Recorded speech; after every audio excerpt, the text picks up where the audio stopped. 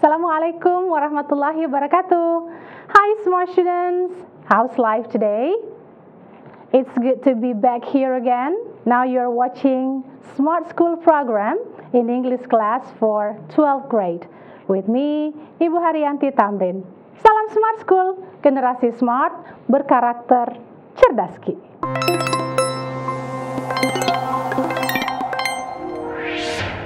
Alright, I'm so honored and flattered that I can present today's material. Also, I want to give my best regard to whole great English teacher in all around South Sulawesi who are watching the program right now all together with the smart students. But before going to the main course, I want to give you warming up activities. So, Bapak Ibu guru hebat di sekolah, silahkan kita membantu anak kita untuk melaksanakan warming up activities. Can you say this tongue twister perfectly first time? I want you, smart student, to repeat after me. Jadi silahkan diikuti membaca kalimat setelah saya, ya. Okay, ready? Number 1. 4 fine fresh fish for you. Okay. Number 2. Kitty caught the kitten in the kitchen.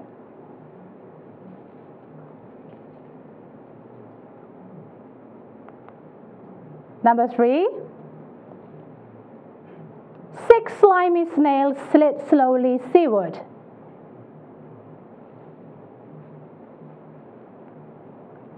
Okay, make it faster. Number 4. 77 benevolent elephant.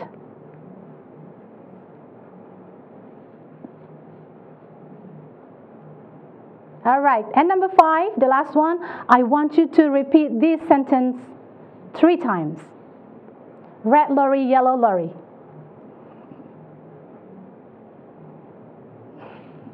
Okay, nice job.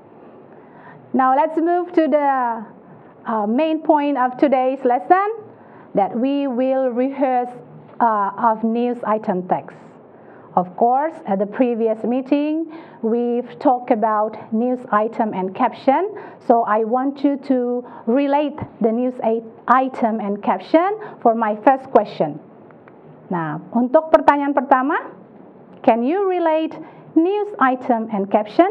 Tentu saja, smart student sudah tahu ya, apa pengertian dari caption yang sudah kita bahas pada pertemuan-pertemuan sebelumnya? Iya. Nah, sekarang you relate news item and caption. Write down your answer in the chat box. Silahkan ditulis jawaban smart student di kolom chat. Relate news item, the relation between news item and caption. Alright. Type it. Now let's move to the next slide. For today, objectives of the lessons, that after studying today, we will be able to analyze the organization of news item text. And then the second is that we will able to find information in news item text. Setelah pembelajaran ini, kita diharapkan mampu untuk menganalisa pengorganisasian dari struktur teks news item dan juga menemukan informasi-informasi dalam sebuah wacana teks berita. Ya. Now let me repeat my another question. Where can you find a news item text? Nah, di mana biasanya kita dapatkan teks news item? Of course, we can get from many sources, from TV programs that we usually watch, like The Massive or TV1, ya, yang banyak sekali memberikan berita, news. Lalu ada CNN, Indonesia Prime. You can see it also from iNews TV and from Kompas TV. Yeah, okay. Now, if you want to get the printed material of berita dari news item, where can you find it? You can find it from bookstore, newspaper hawker dari penjajah koran yang ada di jalan, atau newspaper magazine vendor, ya, lapak-lapak koran. Dan kalau misalnya if you don't want to buy, you can go to the library and borrow the newspaper or the magazine. However, recently, many people choose to read e-paper or electronic paper rather than the printed news. Orang-orang sekarang kita mungkin lebih senang untuk membaca berita yang ada pada website. Nah, kita pilih apakah kita mau berita yang gratis atau yang premium. Mungkin kalau premium aksesnya unlimited ya, atau free content available on any devices like desktop, mobile, and tablet. Dan mungkin ada akses istimewa untuk event-event atau program tertentu yang disediakan oleh provider. It's up to you whether you want to get the free e-paper or by subscribing. Okay?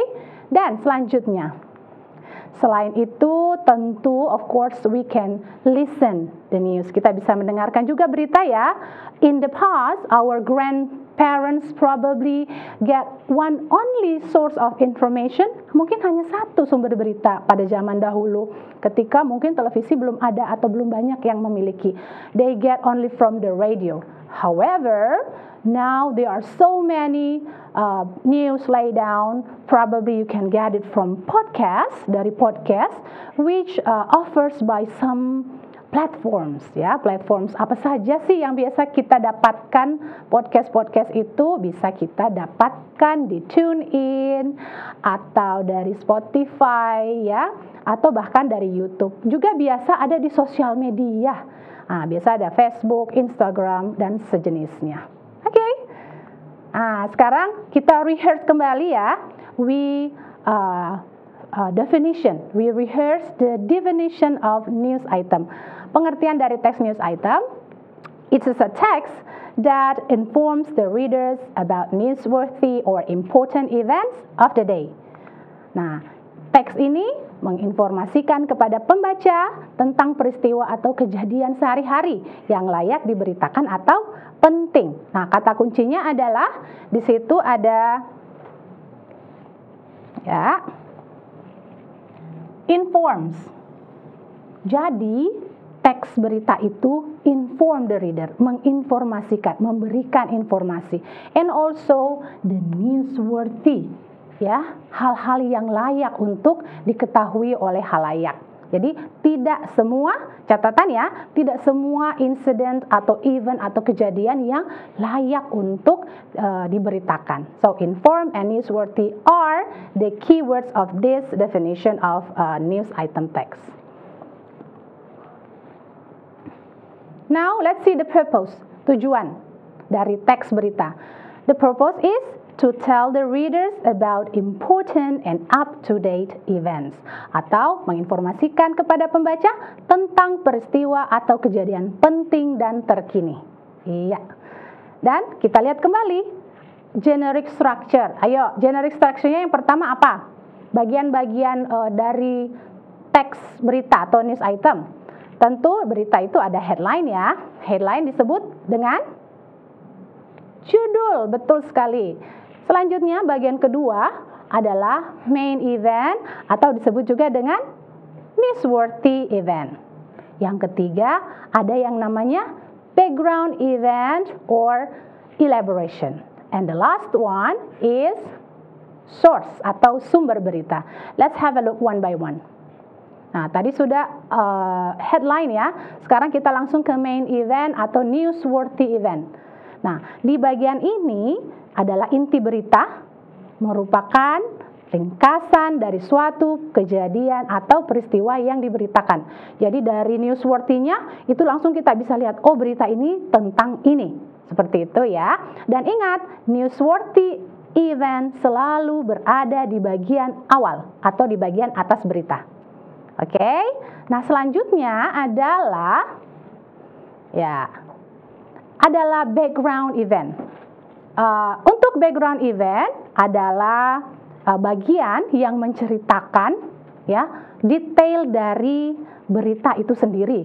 Nah di sini diceritakan secara rinci latar belakang, kejadian, detail yang harus dicantumkan, pelaku, lokasi, waktu, pihak-pihak yang terlibat, dan latar belakang kejadian tersebut. Nah, dalam sini, di dalam background event ini, nah di sini biasa kita melihat atau membaca ada yang namanya 5W plus 1H, 5W1H. Apa itu 5W1H? Iya, nanti ibu guru yang ibu guru hebat yang di kelas jelaskan ya. 5W1H itu apa ya? Ya, kamu juga pelajari pasti di bahasa Indonesia. Iya. Jadi di situ detail semuanya, apa, mengapa, di mana, kapan, siapa yang terlibat, dan bagaimana kejadiannya. Nah, itu. Sekarang yang ketiga, nah kita lihat di sini adalah source. Source itu adalah sumber informasi. Bisa berupa pernyataan, komentar, atau pendapat dari para ahli atau pihak-pihak yang terkait dengan peristiwa tersebut. Ingat, bagian source tidak harus kalimat langsung yang biasa ditandai dengan tanda kutip. Bisa juga berupa kalimat tidak langsung atau indirect speech. Oke, nah mari kita lihat contoh. Nah sekarang smart student, coba yang mana bagian headline di sini? Ayo, which one is the headline? The headline is this one. This one? Yes. Scores killed at Indonesia football match. Ini adalah berita yang saya ambil dari BBC News Asia tanggal 2 Oktober tahun 2022. Ya, berita yang sangat menyedihkan dan tragis yang terjadi di negara kita ya. Ini yang sangat hot saat ini. Dan mari kita lihat kembali. Nah, it's time to show the video of the this news. Silahkan diputar videonya.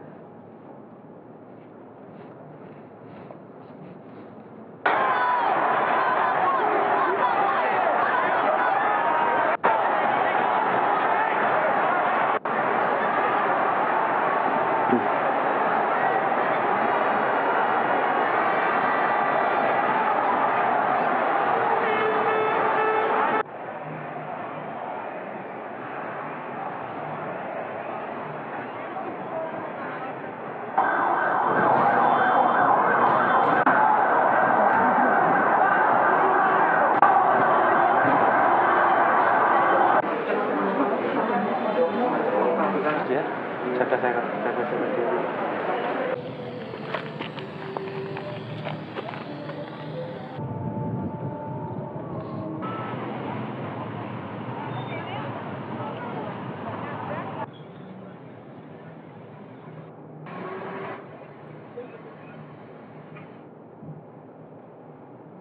Oh dear, ini sangat disayangkan sekali ya, tragedi ini harus terjadi. Betapa nyawa itu, apapun itu, sepak bola tidak sebanding dengan nyawa yang harus melayang karena itu. Ya, jadi ini pelajaran buat kita, anak-anakku semua, untuk kita harus berhati-hati, jangan mudah terpancing, janganlah kita menyamakan arti dari sebuah permainan dengan keselamatan kita. Ya, berhati-hati kapanpun dan dimanapun kita berada. Kita pindah ke penjelasan dari teks berita ini, ya. Terima kasih anak-anakku dari SMA Maros, dari Toraja, dari Bulukumba, dan sekolah-sekolah yang lain yang berpartisipasi. Alright, now let's have a look. At least 125 people have died in a stampede at an Indonesia football match in one of the world's worst stadium disaster. Bagian ini adalah newsworthy event-nya. Dia ada di bagian atas dan dia adalah intisari berita. Dengan membaca ini kita bisa melihat langsung beritanya seperti ini. Dan ini adalah judulnya serta tanggal dikeluarkannya berita ini adalah tanggal 2 Oktober tahun 2022 dan ketika itu masih 125 orang yang meninggal dunia. Dan siapa yang tahu sekarang sudah berapa orang? Mungkin sekitar 174 barangkali ya, tapi ketika berita ini diambil dia sekitar 125 orang. Nah, ini adalah newsworthy event. Nah, selanjutnya kita pindah ke background event. Nah, ini bagian penjelasan detail that the people have died in a football stadium crash in Malang, East Java, Indonesia. Orang-orang meninggal di stadion bola Malang, Jawa Timur, Indonesia. It happened after police tear gas supporters who invaded the pitch late on Saturday. Jadi terjadi setelah polisi menembakkan gas air mata kepada supporter yang menyerbu ke lapangan pada hari Sabtu. In the surge towards Kanjuruhan Stadium's exit, many people were crushed. Jadi pada lonjakan penonton stadium itu banyak orang-orang yang hancur, terinjak-injak, terdesak gitu ya. Tear gas inside stadium is banned by FIFA, the world's governing football body. Nah, sekarang itu katanya gas air mata itu sama sekali tidak dibenarkan oleh FIFA ya. FIFA itu apa? FIFA adalah badan yang membawahi ya, governing, dia membawahi sepak bola di dunia. Nah, di situ banyak sekali terjadi korban, banyak korban mulai berjatuhan karena orang-orang itu crash ya, saling berdesakan, saling terinjak-injak gitu. Tear gas inside stadium is banned by FIFA. Nah, jadi katanya dilarang itu sebenarnya tear gasnya. Hundreds were injured. Jadi katanya tear gasnya itu dilarang penggunaannya oleh di dalam sepak bola. Dan selanjutnya saya ingin membahas mengenai source-nya di situ adalah sumber berita, dan nampaknya berita ini mungkin tadi kita bisa melihat sekilas tentang berita itu bahwa berita ini memiliki source dari statement dari Menteri Pertahanan kita ya, yang menyatakan bahwa ternyata pada saat kejadian itu penonton yang berada di dalam stadion itu melebihi kapasitas. Jadi memang mungkin benar-benar sistemnya yang salah ya. Jadi di situ dikatakan bahwa sebenarnya kapasitasnya around 38,000, jadi 38.000, namun ternyata yang ada itu adalah lebih dari itu. Jadi sekitar 40,000 of spectators and even more. Bahkan ada juga yang menyatakan dari sumber lain bahwa spectatorsnya itu sekitar 42.000. Source, tahu kan source yang tadi sumber berita? Apakah sumber berita selalu berada di akhir pada paragraf ketiga? That's my question. Apakah demikian? Oke. Sumber berita apakah selalu ada di paragraf ketiga? Ya, jawabannya adalah sumber berita tidak selalu ada di paragraf terakhir. Sumber berita bisa ada di paragraf pertama, ya, pada bagian newsworthy event. Sumber berita juga bisa ada pada background event, ya. Dan ingat, sumber berita jika dikatakan bahwa sumber itu sangat penting, maka bisa saja sumber itu kita masukkan ke bagian awal. Kalau memang kita merasa source-nya itu sangat penting, kita masukkan ke bagian awal. So, it doesn't matter. Kemudian, untuk source-nya ini juga sebagai tambahan informasi untuk anak-anakku sekalian, the source is it's not always comment, tidak selamanya dalam bentuk komentar, but it also can be journal, bisa jurnal, ya, can be document, bisa dokumen, or certain website atau website tertentu yang dianggap terpercaya, ya, as long as you can have the source, so it is a reliable news. Berita itu adalah berita yang terpercaya. Tapi if you don't have the source, kalau misalnya tidak ada berita, tidak ada source-nya, tidak ada sumbernya, maka ini berita ini harus dipertanyakan whether it's hoax or not, ya. Now remember, don't you try to separate, menyebarkan hoax, because it is dangerous, and also kita bisa kena hukuman, ya. Oke, nah sekarang saya ingin melihat bagian source-nya di sini. Saya ulang kembali ya, bahwa Arema dan FC lost 2-3. Jadi yang kalah itu Arema, kalah 2-3 untuk Persebaya. Dan ada di sini yang seperti saya katakan tadi, bahwa sumbernya adalah the country's chief security minister. Nah, sekarang saya mau pindah ke language features atau ciri kebahasaan dari text news item itu sendiri. Nah, yang pertama saya ulang kembali ya, karena ini sudah saya bawakan pada pertemuan sebelumnya. I have presented this in a couple of weeks ago, and you can get it from website iAndalan in delay streaming ya. Nah, yang pertama adalah bahwa news item menggunakan simple past tense. Contohnya adalah she went to school, kemudian menggunakan action verb atau kata kerja aksi. Kemudian berita juga, teks berita juga menggunakan saying verbs. Nah, ini kita sudah tahu ya, saying verbs itu kata yang ada di dalam percakapan. Some deals with talking, jadi say, ask, answer, and so on. Selanjutnya, kemudian ada adverbs. Biasa dia menggunakan adverbs of time, place, and manner. Nah, seperti ini contohnya. Lalu ada penggunaan direct indirect speech biasanya dalam bagian source ya. Oke, selanjutnya saya ingin memberikan contoh lagi kembali tentang insect ice cream. Di sini ada teks ya. Insect ice cream itu es krim serangga. Nah, apakah anak-anak sudah pernah mencoba es krim serangga atau ingin mencobanya suatu saat? Nah, bagaimana ini? Nah, kita lihat dulu ya, bagaimana kita menganalisa struktur dari teks news atau berita itu sendiri.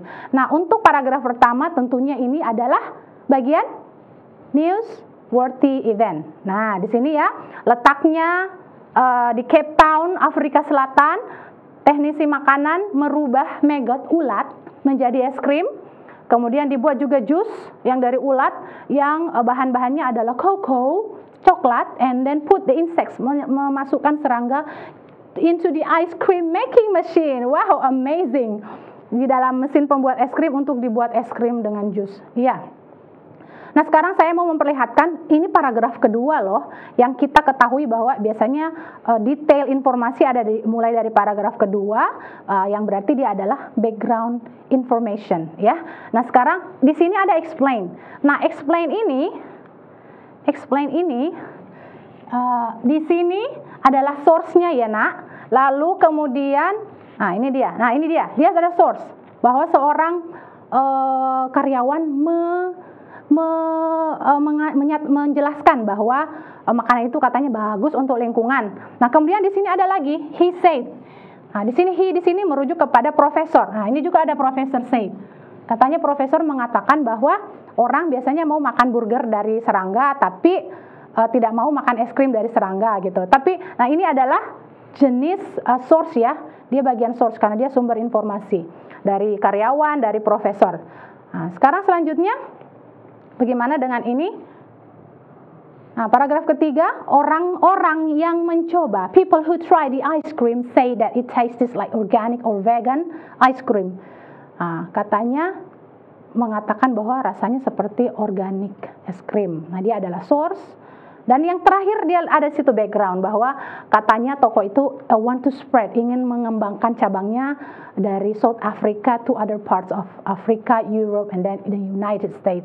Nah, sekarang pertanyaannya, ternyata source-nya itu bisa seperti saya katakan tadi, source-nya ada di paragraf di bagian background. Nah, background event dan source itu tidak harus berurutan ya, dan tidak harus dipisahkan ya.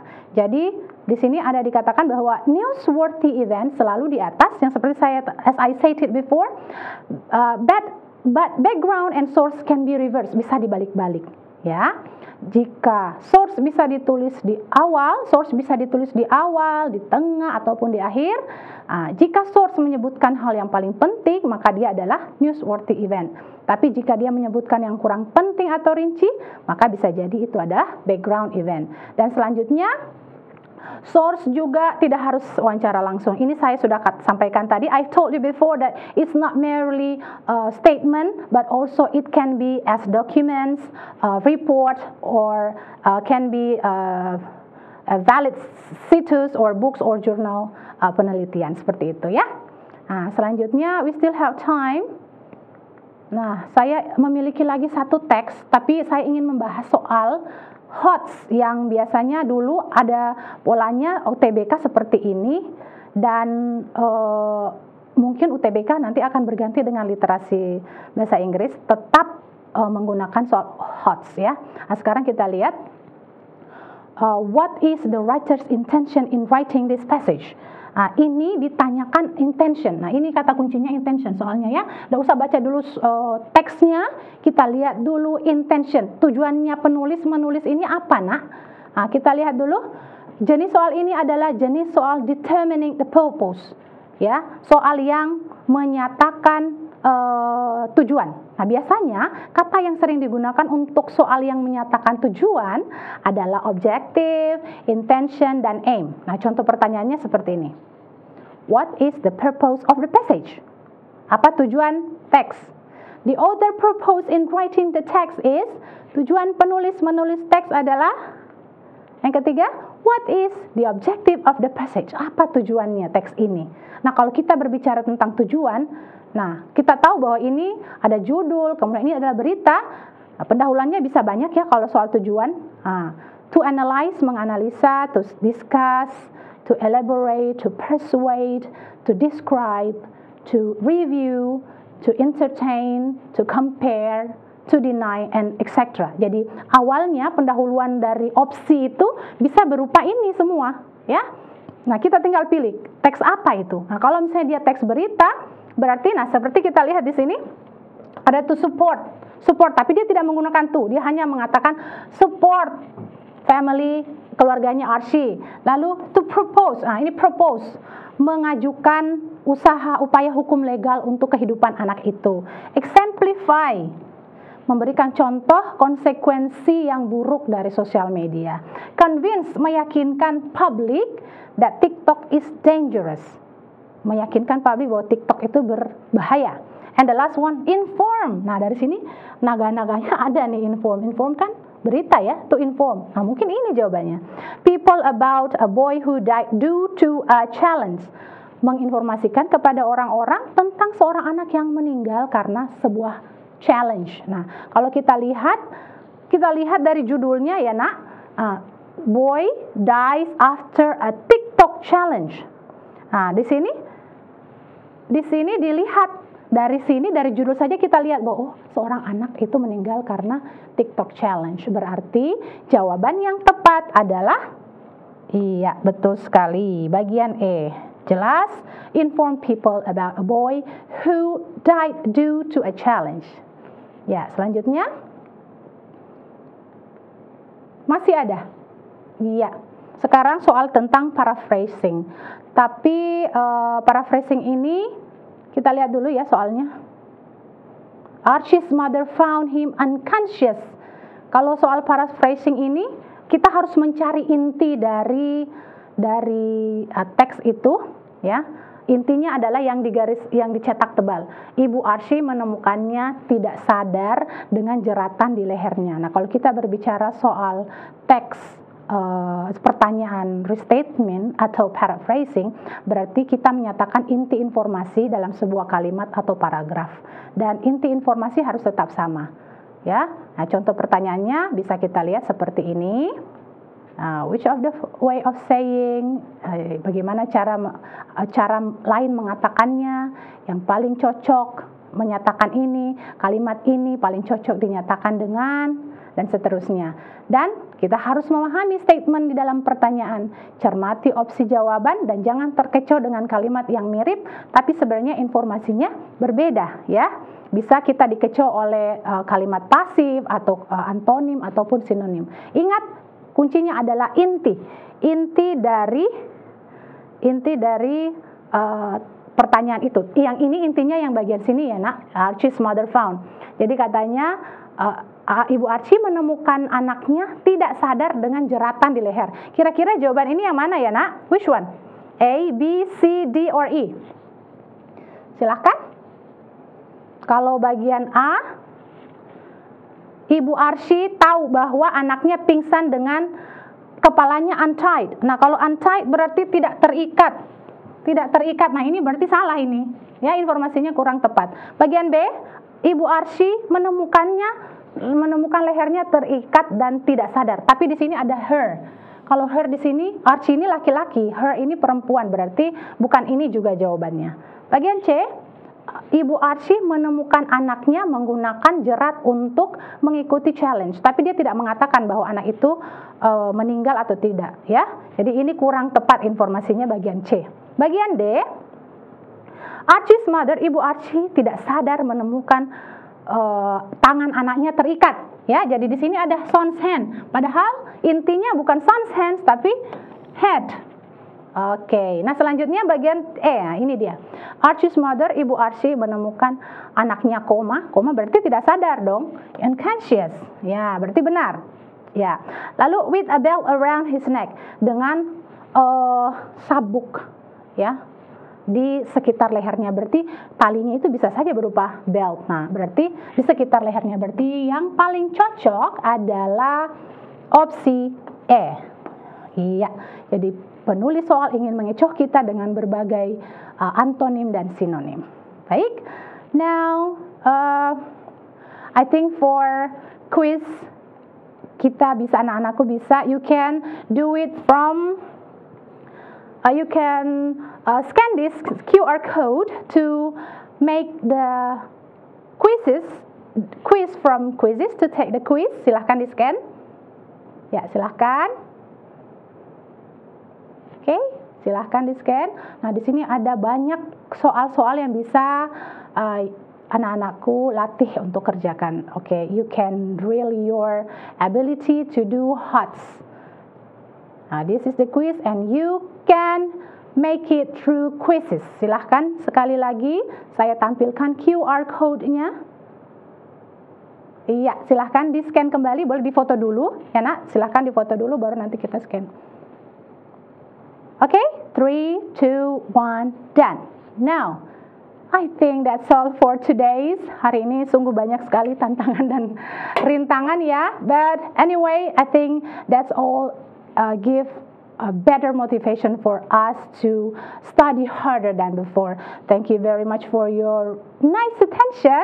I'm so sorry, maaf ya jika misalnya ada kesalahan, kekeliruan selama pembelajaran ini berlangsung. Ibu Haryanti Tamrin pamit. Thank you very much. Salam Smart School. Generasi Smart School berkarakter cerdas Ki. Wassalamualaikum warahmatullahi wabarakatuh.